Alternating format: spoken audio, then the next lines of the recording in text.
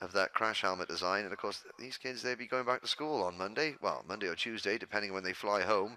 What did you do this weekend, young Brent? Well, I went and represented my country in one of the most spectacular global karting events in the world, and it was beamed to all corners of the globe. What did you do? Well, I did some colouring. In a breeze that is not as stiff as it was yesterday, there is still a breeze, and it is still a headwind.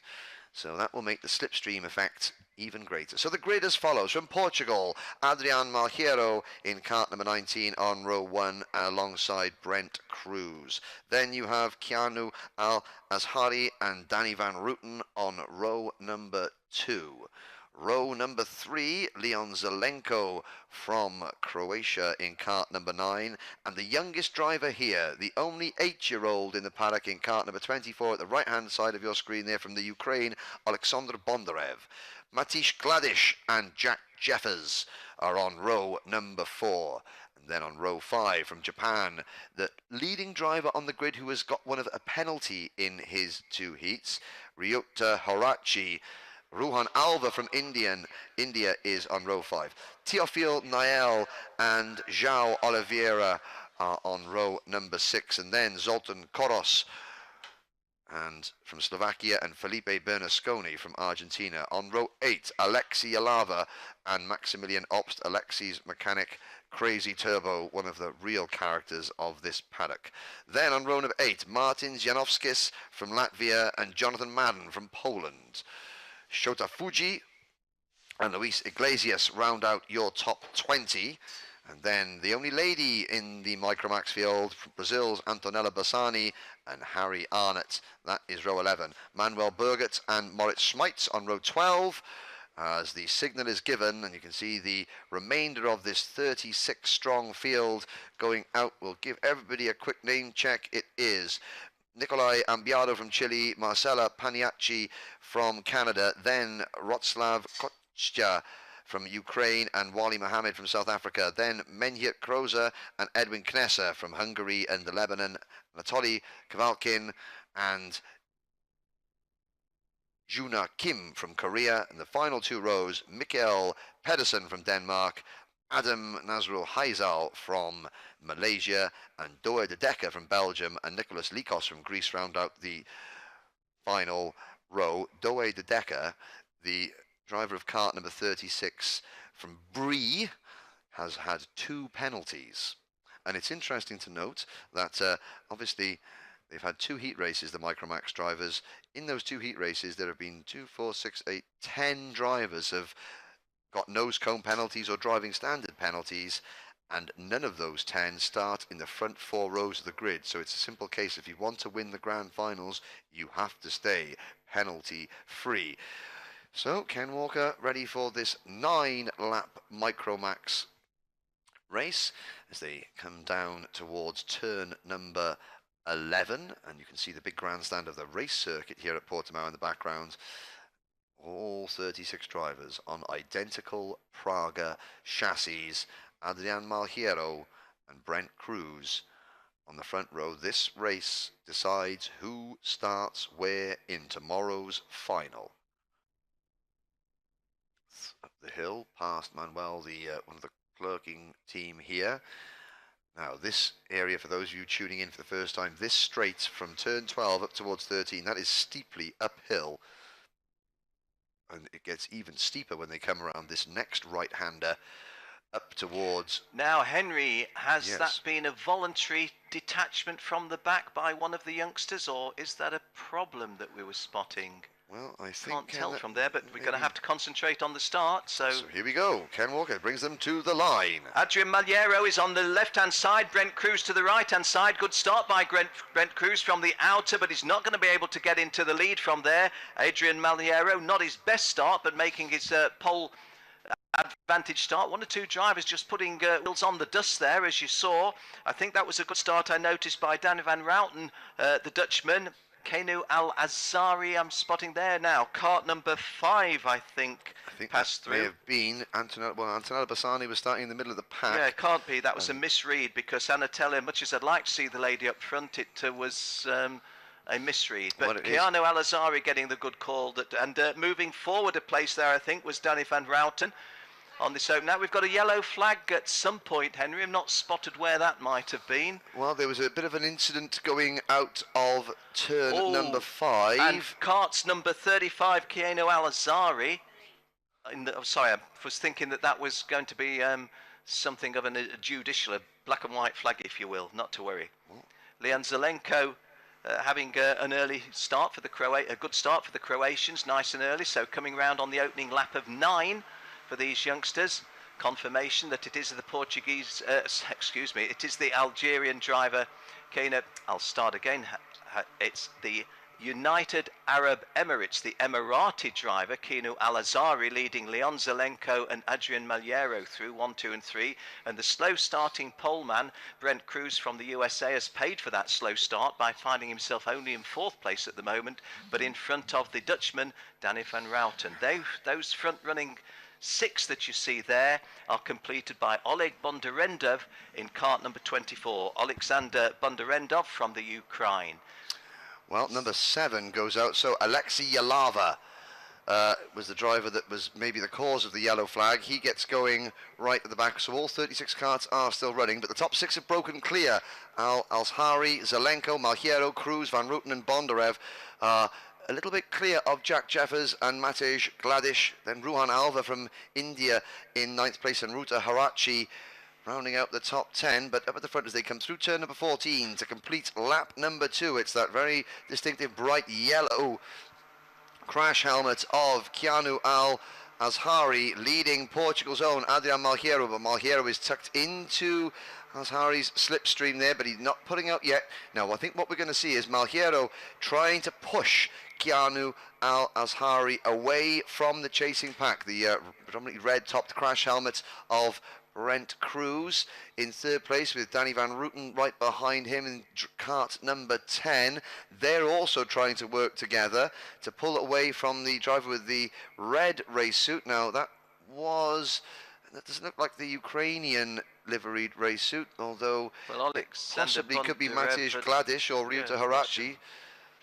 And just pick up on something you've said, Henry, which you say these two trying to be kicked on, and I do identify with Adrian Maliero, as you've said. He glanced over his... now are we seeing a change for 3rd, 4th? Certainly changed for 5th position there. There's a bit of a mix-up there. Brent I think that Cruz might be... is still 3rd, but it's Bondarenko and Van Routen, was it? No, Bondarenko and Zelenko having a dice. I think it was the Croatian driver moving into P5. Now let's see if Malheiro, who is right tucked underneath Al-Azhari's rear bumper... No, he does not make a move. Well, I was just going to pick up, when I interrupted myself, as it were, on what you were saying. He glanced over his shoulder, which can so often be a prelude to a potential move, and glancing over his shoulder, he would have seen a lot of empty tarmac, but there was no attempted move. It was clearly the indication, come on, keep going, you and me can kick well clear of the rest of this following pack.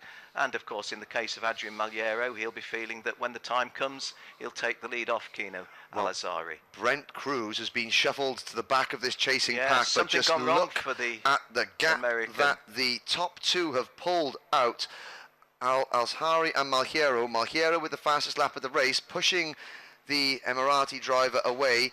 Cruz has dropped to, I would say, 8th or 9th place. Yeah, from 3rd, so something going seriously wrong for the guy who started on the front row. Although, has he got that back? Because I looked up and there was a lot of chopping and changing, but then I think he may have sorted himself out. He certainly lost 3rd place, but has gained it back. It's now Ryota Harachi in 4th, Alexander Bondarev in 5th, then Danny van Routen, followed by Leon Zelenko. Then it is number 33, the Argentine driver Felipe Bernasconi, followed by Matej Gladish. So 3rd to 9th in this group you're watching on screen, and a big gap back to 10th place Maximilian Obst in cart number 1 from Poland. Then Ruhan Alva, Antonella Bassani is up into 12th place, the young lady from Brazil.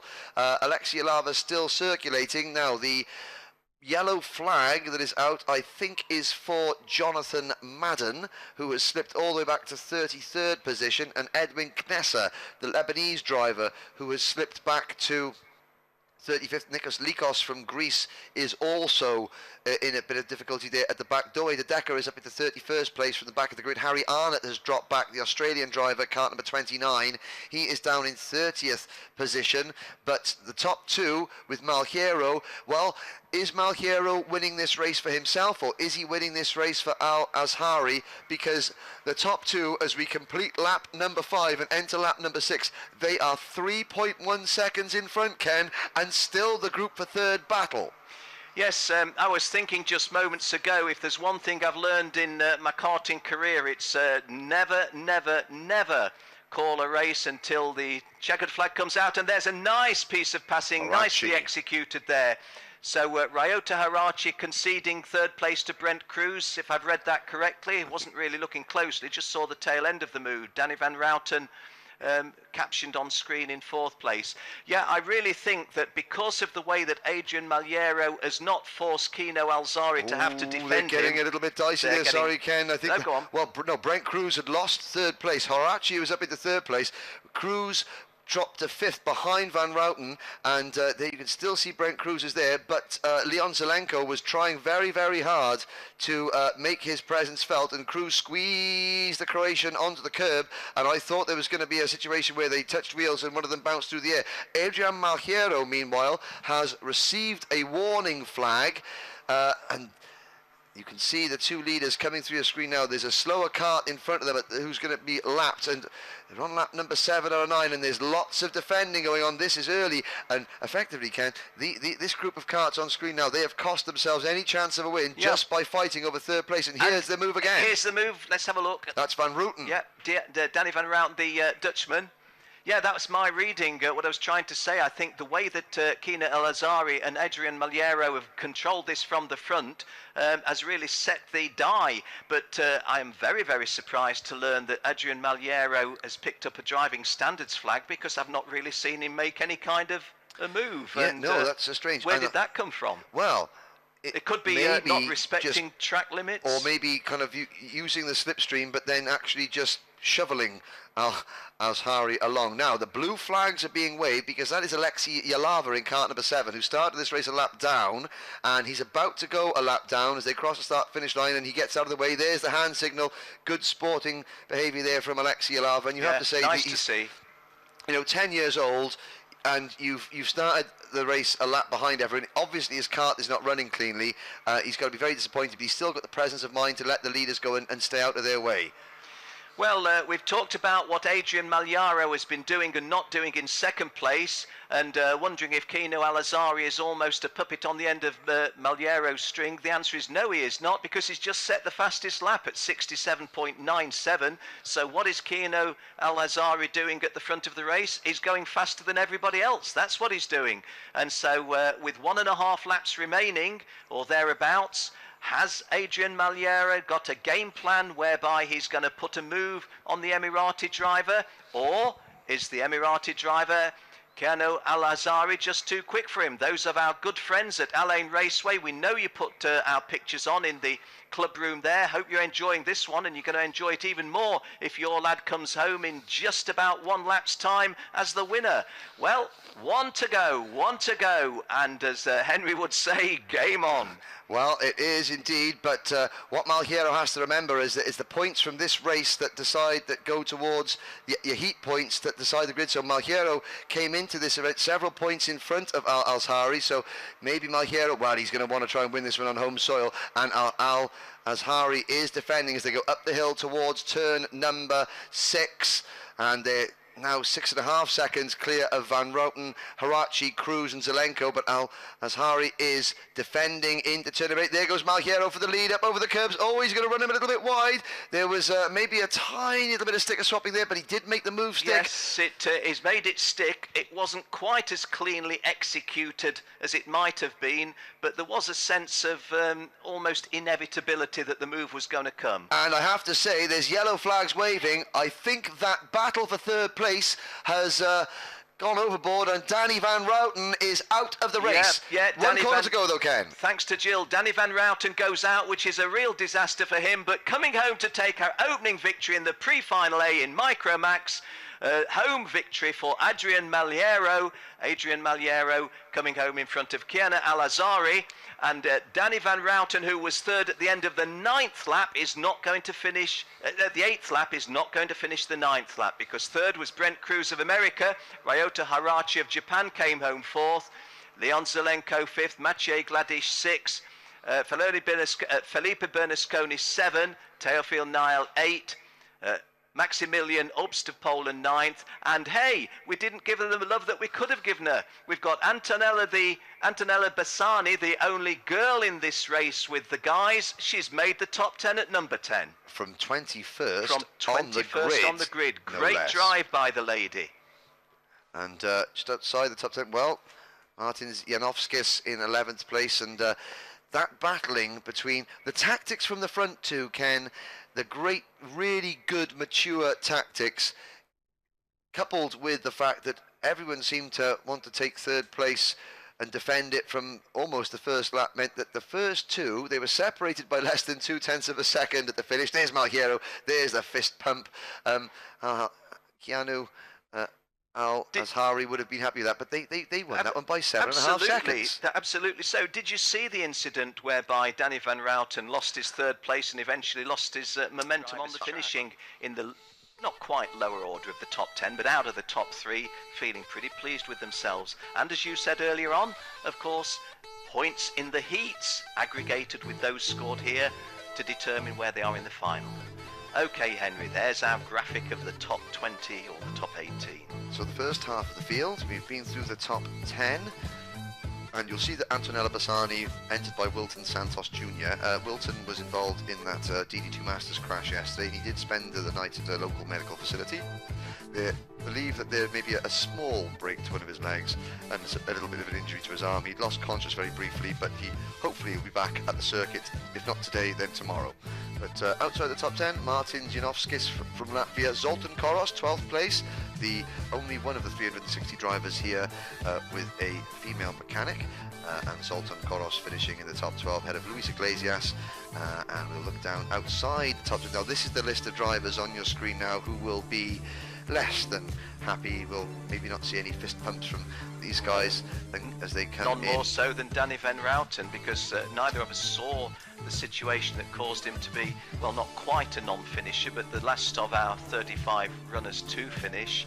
And yes, and well, it's understandably the